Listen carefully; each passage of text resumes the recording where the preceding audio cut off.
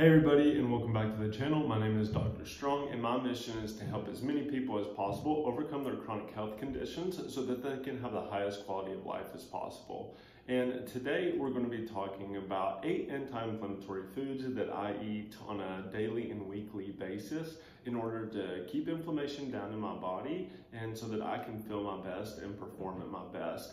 And our diet is so crucial to how we feel overall and to how our health in whole is. So think about it, the old adage that says you are what you eat. Well, I'm going to challenge you and say that you are what you eat and absorb.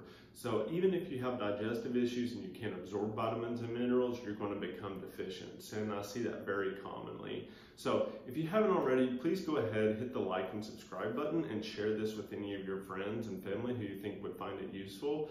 And then also, I'm going to put a 14-day free autoimmune diet below in the link in the description. So you can check that out. It's totally free. It's going to have your grocery list, your meal plan. Every day is going to line out what you need to eat for at least 14 days. And then there's an app that comes with it if you're interested in that as well. That way you can keep track of it on your phone and stay consistent with it. So let's dive into these 8 anti-inflammatory foods, what they are, how they can help, and just where you can find them. So let's dive in. So the first food that we try to eat almost every day is berries. So that looks like blueberries, strawberries, blackberries, goji berries, anything that has a berry in the name of it. Those are powerful antioxidants that can help fight free radical damage in your body and to reduce inflammation. So if you don't know what free radicals are, they are basically electrons that are floating throughout your body that kind of knock off atoms and other electrons.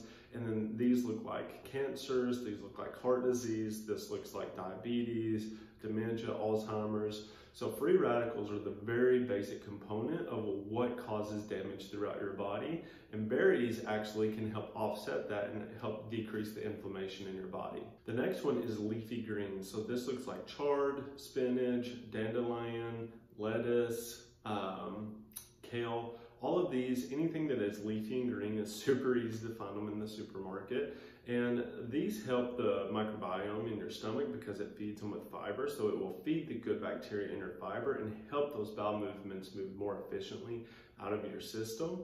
And it'll also help produce like butyrate and butyric acid from the gut microbiome because you're feeding them the supplies that they need.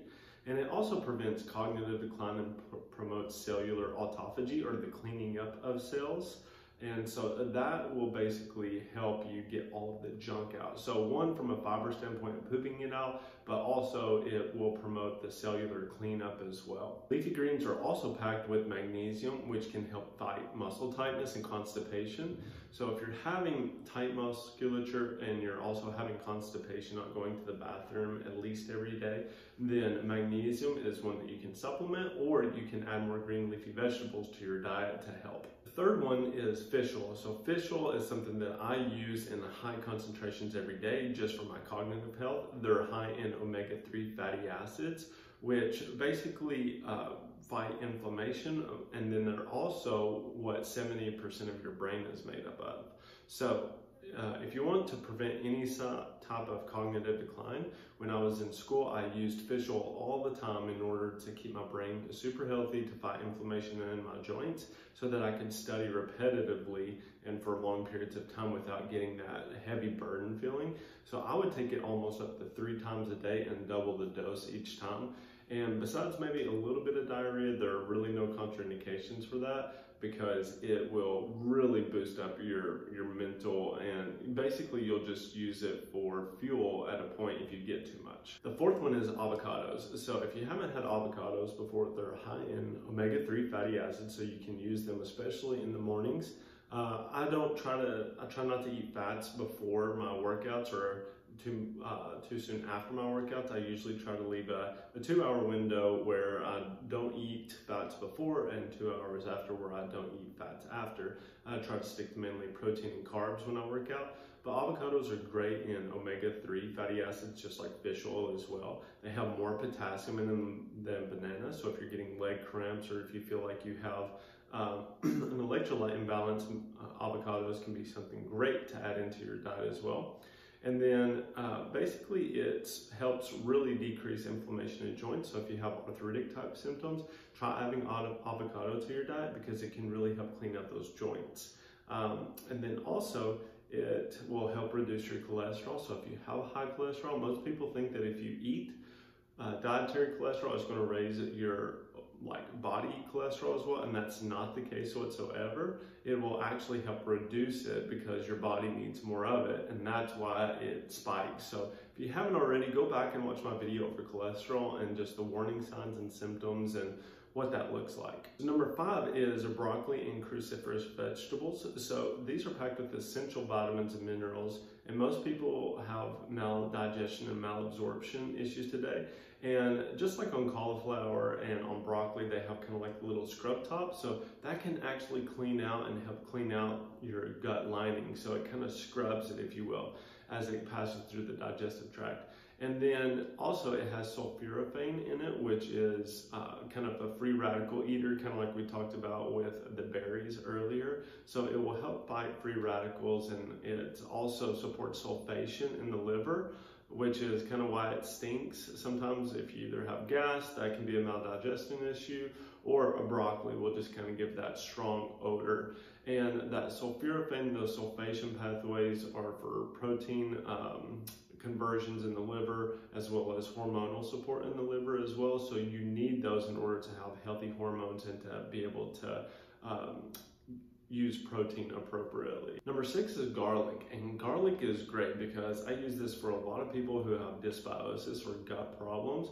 We definitely use it to help reset the gut. So this is very anti-parasitic and antibacterial. So it will actually help pull out the parasites and actually kill off the bad bacteria that you have in your gut while feeding the good bacteria. So it supports digestion and helps with motility. So it actually will help you have better bowel movements by moving the fecal matter out of your intestinal system.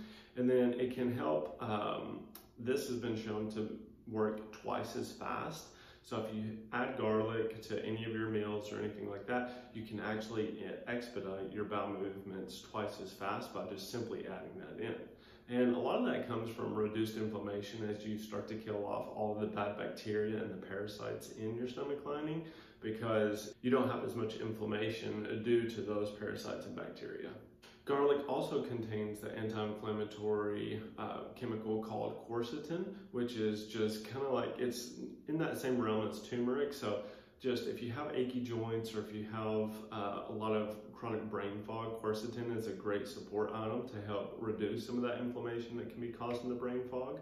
And then it's great for people with arthritis. In my opinion, that's because it helps balance out the leaky gut issues that most of these people are dealing with. And when you have leaky gut, you're getting these parasites and bacteria going into your bloodstream, and then they get full reign all over your body. So you get chronic inflammation, chronic joint pain, chronic brain fog, whatever it may be. So ginger is also well known to help with nausea. It's also great for motility. It's also great just for helping support the adrenals. So ginger can be really used if you like ginger tea, if you eat it with sushi, whatever it may be. You can use ginger as just a supportive digestive aid so that it will help move the bowel movements out. So that, along with some garlic, can really help the bowels move a lot better by just adding those little 2 simple herbals in. Number 8 is chia seeds, and these are known as a superfood. They're packed with omega-3 fatty acids, just like our salmon, and they also help us provide energy so that we can fuel throughout the day. So you can use these as like a chia seed pudding or anything like that in the first thing in the morning to kind of get some good fats and get some good omega-3 fatty acids in your diet. They're great for fiber, so helping kind of move everything out of the stool, and loaded with antioxidants as well. So those are the 8 foods that we've went through that I try to use on a daily or weekly basis in order to keep my inflammation down and to help me feel my best. If you have any foods that you recommend or that you like, just comment below. I'd definitely love to hear what everybody else is using, but If you haven't heard of those foods, try them out, try adding them in. They taste great once you learn how to prepare them. And remember, there is a free guide below, a 14-day free autoimmune protocol that I use for a lot of my patients to help them decrease their inflammation and get them started on the right track when they're battling chronic inflammation or some type of autoimmune condition. So thank you again. Please be sure to like and subscribe to my channel. Share this with your family and friends. If you have any questions, I'm more than happy to answer them. You can check out my link tree for more information. And hopefully I will see you all next time. Stay tuned. I'm going to come out with another video about foods that you definitely should not be eating that are highly inflammatory that you need to be cutting out of your diet. So I hope you all have a great day, and I'll see you all next time. Bye.